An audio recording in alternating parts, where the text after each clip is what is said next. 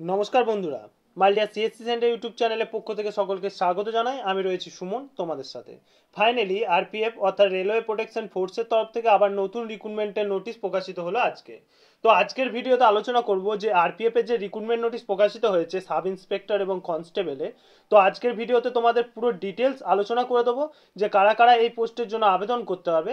আবেদন করার জন্য তোমাদের শিক্ষাগত যোগ্যতা, বয়স, পেমেন্ট স্কেল এবং তোমাদের টোটাল ভ্যাকেন্সি কতগুলো রয়েছে। তাই ভিডিওটি প্রথম থেকে শেষ পর্যন্ত ভালোভাবে দেখবো। এবং যে সমস্ত ভাই বোনরা আমাদের চ্যানেলে আজকে প্রথম, তারা অবশ্যই আমাদের চ্যানেলের সাথে সাথে আমাদের ইনস্টাগ্রাম এবং আমাদের টেলিগ্রাম গ্রুপটাতে অবশ্যই জয়েন থাকবে সমস্ত চাকরির খবর এবং ইনফরমেশন পাওয়ার জন্য। তো অনস্ক্রিন দেখতে পাচ্ছ আমি রয়েছি আরপিএফ অর্থাৎ রেলওয়ে প্রোটেকশন ফোর্সের অফিসিয়াল নোটিশে।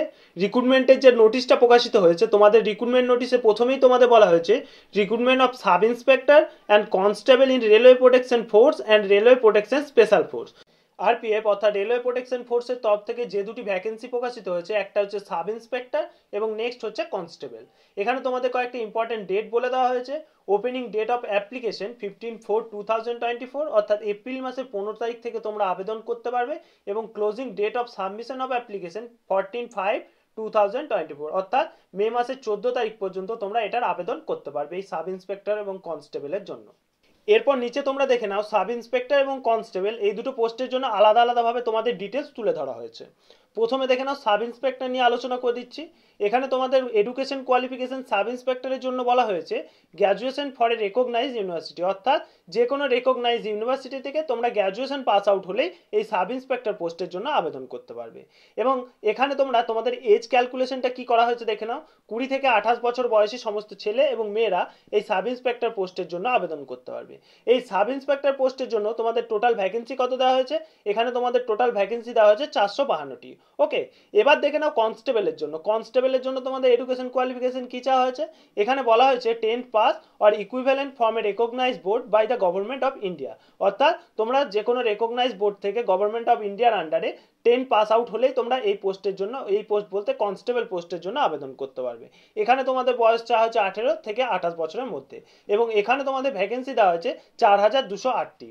এবং তার সাথে সাথে এখানে তোমাদের পেমেন্ট স্কেলটা দেখে নাও। সাব ইন্সপেক্টরের জন্য তোমাদের পেমেন্ট স্কেল দেওয়া হয়েছে লেভেল 6 অনুযায়ী 35,400 টাকা থেকে। এবং কনস্টেবল পোস্টের জন্য তোমাদের লেভেল 3 অনুযায়ী 21,700 টাকা থেকে তোমাদের পারিশ্রমিক দেওয়া হবে। এতদূর পর্যন্ত সকলে ক্লিয়ার করতে পারলাম নিশ্চয়। এবার দেখে নাও এই পোস্টগুলোতে আবেদন করার জন্য তোমাদের অনলাইনে কত টাকা পেমেন্ট করতে হবে। এখানে অল ক্যান্ডিডেটদের জন্য 500 টাকা অনলাইনে পেমেন্ট করতে হবে। এবং যে সমস্ত ক্যান্ডিডেটরা ছাড় পাচ্ছ, যেমন তার মধ্যে রয়েছে এসসি, এসটি এবং ফিমেল ক্যান্ডিডেট, তাদেরকে অনলাইনে 250 টাকা পেমেন্ট করতে হবে। এবার বলে রাখি এখানে একটা কথা, তোমরা যদি পরীক্ষা অ্যাটেন্ড করো তাহলে কিন্তু এই 500 টাকার মধ্যে 400 টাকা তোমরা অ্যাকাউন্টে রিটার্ন পাবে। ওকে, আর এসসি এসটি ক্যান্ডিডেটরা পুরো টাকাটাই রিটার্ন পাবে, অর্থাৎ 250 টাকা যে অনলাইনে পেমেন্ট করবে এই 250 টাকাটা অবশ্যই রিটার্ন পাবে। কিন্তু সকলকে একটা কথা বলে রাখি, এই যে ফর্ম ফিল আপের জন্য যে টাকাটা পেমেন্ট করবে, এই টাকাটা রিটার্ন পাওয়ার জন্য কিন্তু তোমাদের পরীক্ষা দিতেই হবে। পরীক্ষা না দিলে কিন্তু তোমরা এই টাকাটা রিটার্ন পাবে না। তাই সকলকেই বলবো যে যারা ফর্ম ফিল আপ করবে তারা অবশ্যই পরীক্ষাটা দেওয়ার চেষ্টা করবে। এবার কথা হচ্ছে তোমরা ওয়েবসাইট কোথায় পাবে আবেদন করার জন্য। ওয়েবসাইট, এই যে তোমাদেরকে ওয়েবসাইট দেখাচ্ছি, প্রতিটা স্টেট অনুযায়ী তোমাদের ওয়েবসাইট আলাদা আলাদা করে দেওয়া হয়েছে। তাই ভিডিওটা পুশ করে অবশ্যই যারা যারা যে ওয়েবসাইটের মাধ্যমে পড়বে, অর্থাৎ যে স্টেটের মাধ্যমে পড়বে, সেই ওয়েবসাইটটা নোট করে নেবে। সেই নোট করার পর সেটা তোমরা গুগল থেকে আবেদন করতে পারবে।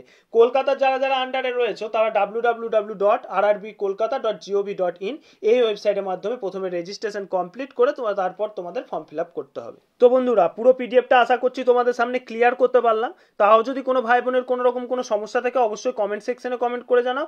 এবং তার সাথে সাথে আরেকটা কথা, আমাদের ইউটিউব চ্যানেল এবং টেলিগ্রাম চ্যানেল অবশ্যই জয়েন থাকবে। সমস্ত চাকরির খবরের সাথে সাথে তোমরা এখন মক টেস্ট দিতে পারবে আমাদের টেলিগ্রাম গ্রুপ থেকে। তাই অবশ্যই চ্যানেলের সাথে যুক্ত থাকো এবং টেলিগ্রাম গ্রুপের সাথেও জয়েন থাকো। ভালো থাকবে, সুস্থ থাকবে।